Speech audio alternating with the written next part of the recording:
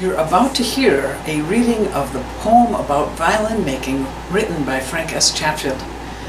In Oconomowoc, you might have heard of the Chatfield Award or the Chatfield Instruments. That's the same Frank S Chatfield.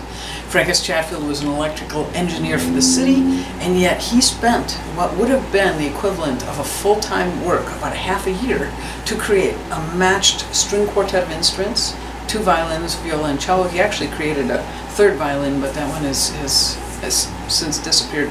In any event, he wrote this poem about violin making. He used wood from the Lac La Belle area, and I'm at the Lake Country Conservatory as we speak, and the beautiful body of water, Lac La Belle, back there is where the wood of all these instruments came from, and that area.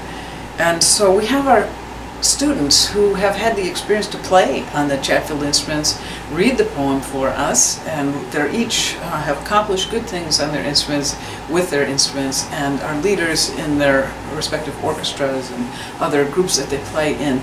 So we are happy to have them with us, and you'll see some images, some photos of instruments while they're reading the poem, and these violins all have different shapes and varnish colors and sizes and wood grain, and the voice of them is very different. And that's part of what we have in this gift from Mr. Chatfield, to understand what does it feel like to play a 100-year-old instrument? What does it feel like to play something that's has a different makeup than the one that we're playing on every day usually?